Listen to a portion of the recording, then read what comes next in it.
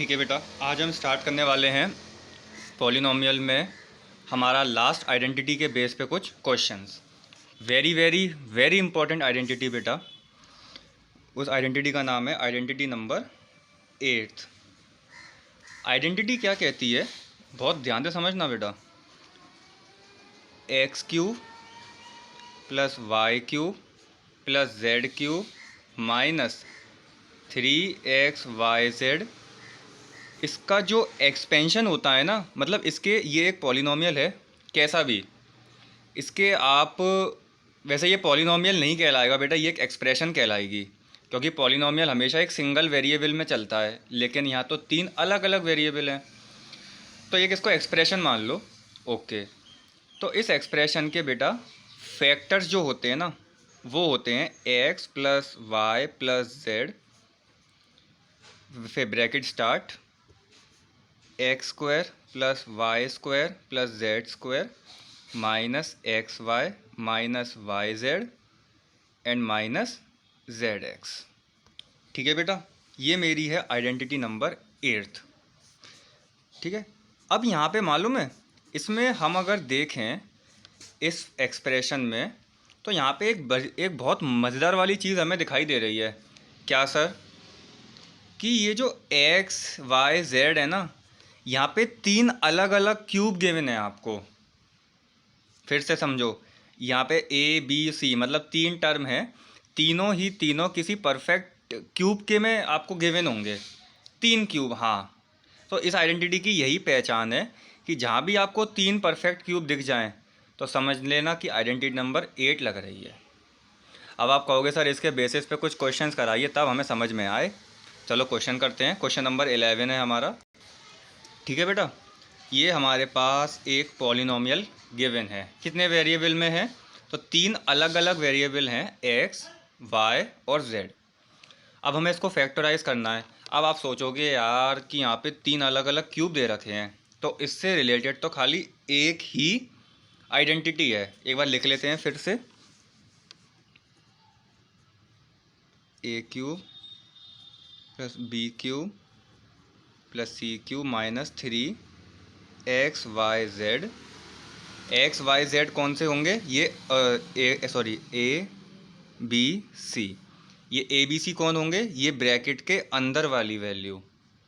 ठीक है, which is equal to a plus b plus c bracket start, a square plus b square plus c square minus 2ab minus 2bc and minus 2 नहीं आएगा, N C ए। ठीक है, ठीक है, ये हमने आइडेंटिटी अपनी लिख ली। आप कहोगे सर तो बहुत बड़ी है। अब बेटा बड़ी है तो समझनी तो पड़ेगी, क्योंकि मोस्ट इम्पॉर्टेंट वाली है। तो ठीक है, देखते हैं। अब इसको हम लिखेंगे, चेक करेंगे कि ये टर्म और ये टर्म किसका परफेक्ट क्यूब है। ठीक है, तो 27 मेरे हिसाब से 3 का क्यूब होता है, तो मैं इस पूरे टर्म को ऐसे लिख सकता हूँ बेटा, 3x का। सर बिल्कुल लिख सकते हैं, क्योंकि 3 का क्यूब 27 होता है, x का क्यूब तो x क्यूब ही होगा। तो ये जो टर्म है पूरा, ये 3x का होल क्यूब है। ऐसे y किसका क्यूब होगा? तो y क्यूब किसका क्यूब होगा? तो y का होगा। z क्यूब किसका होगा? तो z का होगा। माइनस 3 मैंने लिखा, क्योंकि यहाँ पे मेरे आइडेंटिटी में यहाँ पे मेरे पास 3 आ रहा है ना। अब यहाँ पे मैं लिखूँगा तुम्हारी एक्स वाई जेड की वैल्यू। एक्स की वैल्यू क्या होगी? ये अंदर वाली 3x, वाई की होगी ब्रैकेट के अंदर वाली, जेड की होगी ये जेड के अंदर वाली। यहाँ तक बात सबको समझ में आ रही है? डायरेक्ट इस वीडियो को मत देखना। अगर आपको और अपना कंसेप्ट क्लियर करना है तो मेरी प्रीवियस वीडियोस को अच्छे से देखें, उसमें मैं ये कैसे फाइंड करता हूँ मैंने सब कुछ एक्सप्लेन किया हुआ है। ठीक है ना। अब ये बन गया A cube plus B cube plus C cube minus 3ab। Okay, यहाँ पे फटाफट ए की वैल्यू बताओ मुझे क्या होगी? एग्जैक्टली 3x, बी की होगी y और सी की होगी मेरी z। अब आप अब आप कहोगे सर इनका हम क्या करें? इनको हम इसके फैक्टर्स में प्लेस कर देंगे, बस हो गया काम। देखो a 3x plus Y plus z, अब ए की जगह क्या है 3x, तो ए स्क्वायर करेंगे तो हम 3x का स्क्वायर करेंगे plus b square plus c square minus a b 3xy minus b c y z, ठीक है। और ये हो गया मेरा माइनस सी ए माइनस का 3xz।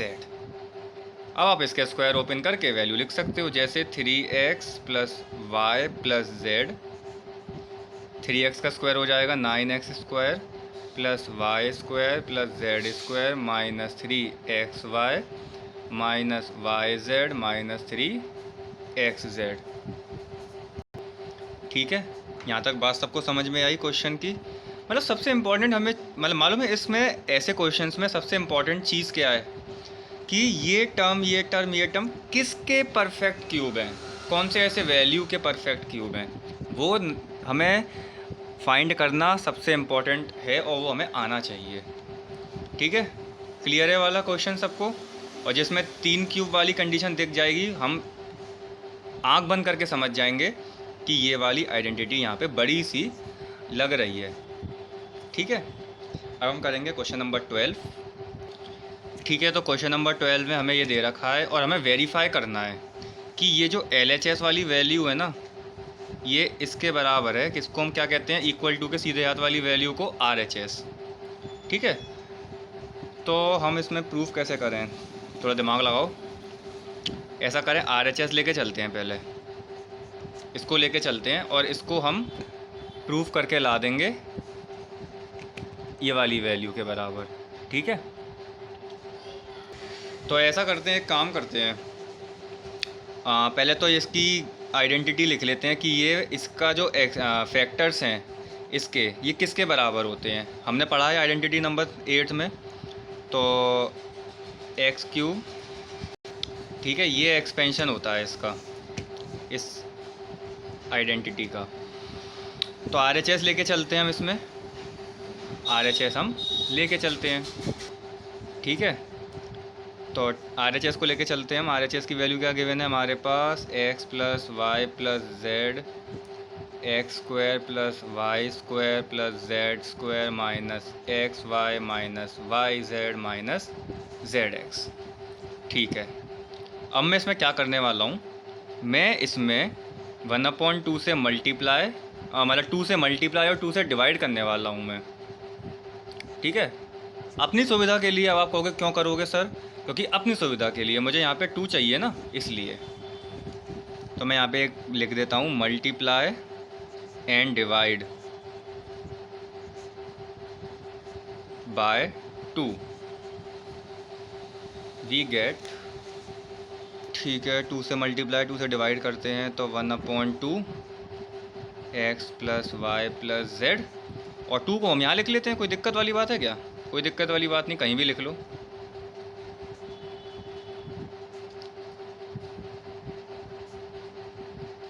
ठीक है। अब क्या करने वाले हैं हम, 2 का अंदर मल्टीप्लाई कर देंगे, करो इस वाले 2 का। आपने यहाँ से एक चीज़ देखा बेटा कि हमें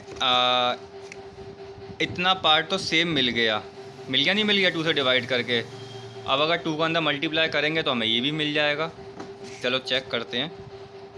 तो 2x square plus 2y square plus 2z square minus 2xy minus 2yz minus 2zx, यहाँ तक डाइजेस्ट हुआ अच्छे से। अब इसके बाद ऐसा करते हैं, इसको तो ऐसे टेस्ट लिखा रहने दें, ठीक है। ऐसा करते हैं बेटा, इसको 2x स्क्वायर लिखा है ना, क्या मैं इसको ऐसे लिख सकता हूँ, x square plus x square? Sir बिल्कुल लिख सकते हैं, लाइक टर्म्स हैं, ऐड हो जाएंगे, ऐड होने के बाद हमें यही मिलेगा। 2 लाइक टर्म्स को जब आप जोड़ते हो, मतलब 2 लाइक टर्म्स हमारे ऐड हो सकते हैं और अनलाइक टर्म्स ऐड नहीं हो सकते हैं, है ना। इसको भी मैं ऐसे लिख सकता हूँ, और आप कहोगे सर 2z स्क्वायर को हम ऐसे लिख सकते हैं, कोई दिक्कत? कोई दिक्कत वाली बात नहीं है। चलो -2xy -2yz -2zx। ठीक है, अब थोड़ा सा इसमें हम चालाकी दिखाएंगे। चालाकी क्या दिखाएंगे सर? x² + y² + -2xy, इसको एक साथ लिख लो। ठीक है, प्लस, समझते चलना बात को। एक हमने क्या क्या यूटिलाइज़ कर लिया? सबसे पहले एक x², एक y² और माइनस का 2xy। ये एक आइडेंटिटी होती है? हाँ सर होती है, तो x - y का होल स्क्वायर होता है।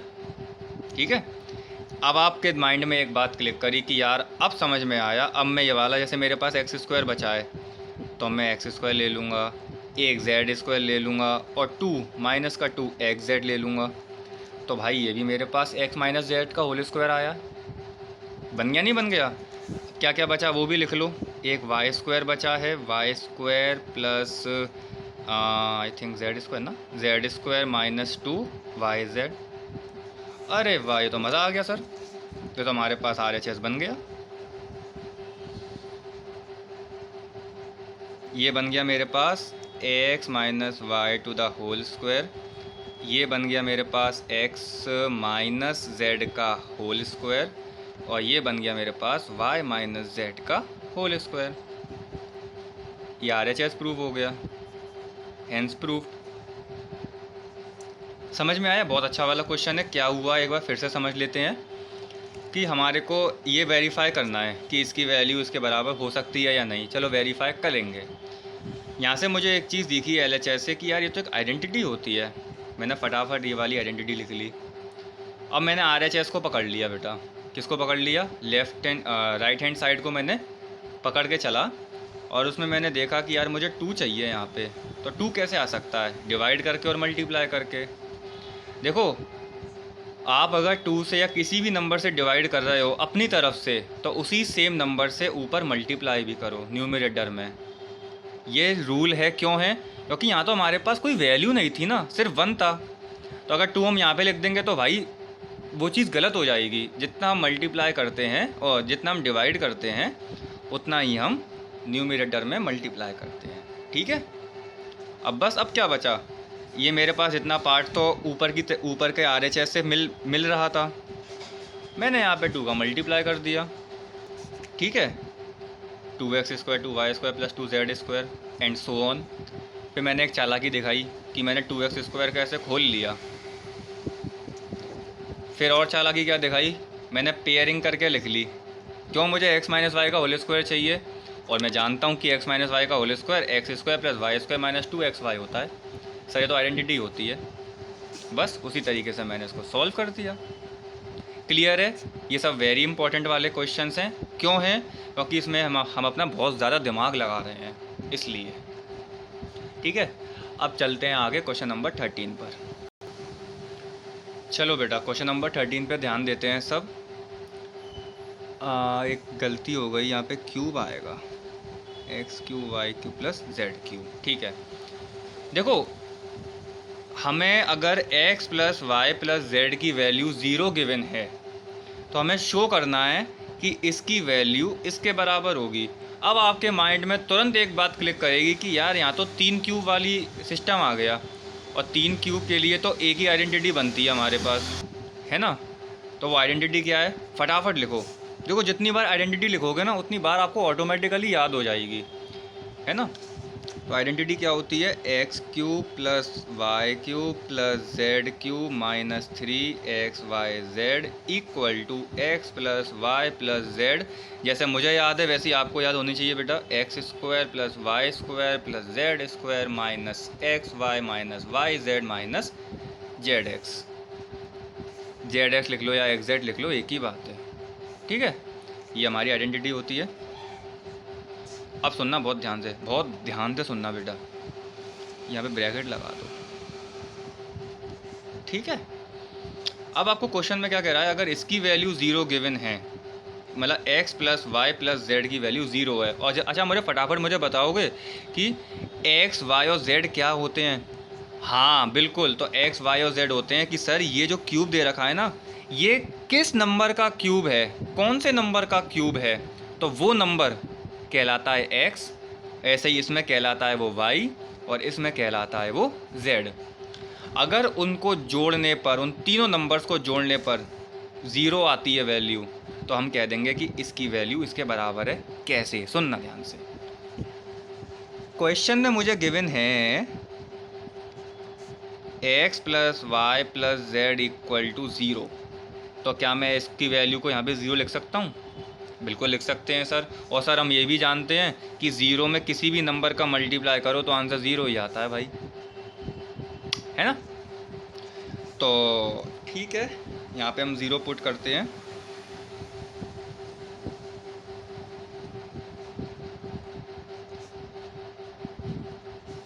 ये लग गया मैंने 0, कोई दिक्कत? X square plus Y square plus Z square minus x Y minus Y z minus Z x. Clear है यहाँ तक?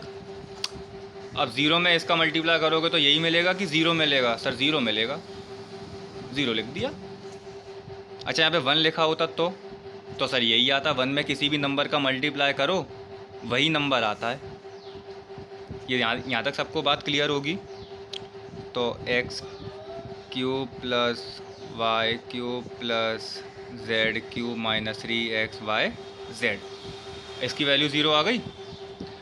अब आपको एक चीज़ मालूम है, ये अगर माइनस का मैं टर्म उठा के यहाँ ले जाऊँ तो प्लस का बन जाएगा। सर ये तो मज़ा आ गया, बच्चों वाली बातें हो गई हैं। तो x cube plus y cube plus z cube equal to ये हो गया 3x वाई जेड। प्रूफ हो गया? कोई दिक्कत? कोई दिक्कत नहीं, बस थोड़ा सा दिमाग लगाया है। तुरंत पहचान गया मैं देख के कि यहाँ पे अगर 3 क्यूब वाला सिस्टम दे रखा है तो यही आइडेंटिटी लगेगी, और कहीं लग ही नहीं सकती है भाई, कहीं नहीं लग सकती है। ठीक है, सबको समझ में आया क्वेश्चन क्या है? ओके। अब मालूम है इसके बेसिस पर एक क्वेश्चन दे रखा है, क्वेश्चन नंबर 14, उसको भी करते हैं। तो प्यारे बच्चों, क्वेश्चन नंबर 14 के 2 पार्ट्स हैं। मैं आपको एक पार्ट समझा रहा हूँ, एक आप खुद करोगे, है ना? अच्छे से समझना, बहुत ही मज़ेदार वाला है। इसकी वैल्यू निकालनी है आपको बस, without cubing this, using identity को यूज़ करके और क्यूब को इस्तेमाल ना करके इसकी वैल्यू निकालनी है आपको। अब आप कहोगे कि यार ये तो हमें 3 क्यूब वाला सिस्टम देखा हुआ सा लग रहा है। देखा हुआ तो होगा ही, देखा हुआ तो होगा ही। तो इसकी वैल्यू कैसे निकालेंगे? देखो समझो बात को। अगर 3 क्यूब वाला सिस्टम है तो दौड़ के लपक के आइडेंटिटी लिखो पहले तो। A cube plus B cube plus C cube minus 3x Y Z equal to क्या होगी? जल्दी बताओ। x plus Y plus Z. Rail लगा दें इसकी? अब चलो इसको रेल लगा देते हैं इसकी, x Y minus Y z minus Z x. चलो प्लेटफॉर्म पे पहुंच गई गाड़ी, ये जेड है, ठीक है। अरे यहाँ पे ABC लिख दिया, चलो यहाँ पे x लिख लो, एक्स वाई जेड। क्लियर? अब सर यहाँ तो हमें नंबर्स दे रखे हैं। अब देखो, या तो एक तरीका है करने का, आपको ABC की वैल्यू मालूम है? सर बिल्कुल मालूम है। देखो ये तो -12 का होल क्यूब है, तो A की वैल्यू हो गई हमारी यहाँ से क्या, मतलब x की वैल्यू -12, y की वैल्यू हो गई 7 और z की क्या वैल्यू हो गई 5। सर ये तो मज़ा आ गया। अब हमें क्या करना है, हम इसमें वैल्यू रख कर इसमें भी रख देंगे, आंसर निकाल देंगे। बहुत लंबा नहीं हो जाएगा? बहुत लंबा हो जाएगा ना? एक काम करो, हमने अभी प्रीवियस वाले क्वेश्चन में एक चीज़ सीखी है कि अगर x plus Y plus z की वैल्यू 0 आ जाए, और 0 अगर हम यहाँ रख देते हैं इसकी जगह, तो दिस इक्वल टू दिस बन जाता है। तो सर इसमें भी कुछ फॉलो हो रहा है ऐसा कुछ टाइप? चेक कर लेते हैं, चेक कर ले ज़रा देखना। -12 प्लस 7 प्लस 5 करके कितना आंसर आएगा? 7 5 12। अरे तो 0 आ गया। सर ये तो मज़ा आ गया, हमें इसमें वैल्यू रखने की ज़रूरत नहीं है। हम सीधे कह देंगे कि हियर यहाँ पे x plus Y plus z equal to 0 आ रहा है। Then x cube plus y cube plus z cube, इसको हम लिख सकते हैं 3x वाई जेड। छोटे। अब एक्स क्यूब क्या था हमारा, माइनस का 12 क्यूब, वाई क्यूब था हमारा 7 का क्यूब, और जेड था हमारा 5 का क्यूब। एक्स वाई जेड की मालूम वैल्यू तो हमें पता चली गई थी। तो 3 माइनस का 12, वाई की जगह 7 एंड जेड की जगह 5। करना क्या है, इसको सॉल्व कर देंगे। अब हमें क्यूब करने की ज़रूरत नहीं है, हमारे पास प्यारे बच्चों डायरेक्ट आंसर आएगा। तो मेरे हिसाब से इसकी वैल्यू होनी चाहिए 7 इसको मल्टीप्लाई करने के बाद हमें मिलेगी माइनस का 1260। ठीक है, यही वैल्यू मिलेगी। और मालूम है आपको, अगर क्रॉस वेरीफाई करना हो ना, अगर आपके पास टाइम हो तो आप सब इसका क्यूब करके जब ऐड सब्ट्रैक्ट जो भी करोगे तो आपको यही वैल्यू मिलेगी, माइनस का 1260। क्लियर है बेटा? इसी तरीके से सेकंड पार्ट होगा इसका। ठीक है, I hope you all are enjoying this lecture. ठीक है, अगर आपको कुछ भी समझ में ना आए तो आप मुझसे पूछ सकते हो बेटा। ठीक है, अब हमने नेक्स्ट लेक्चर में हम इस चैप्टर को फिनिश कर देंगे जल्दी से जल्दी।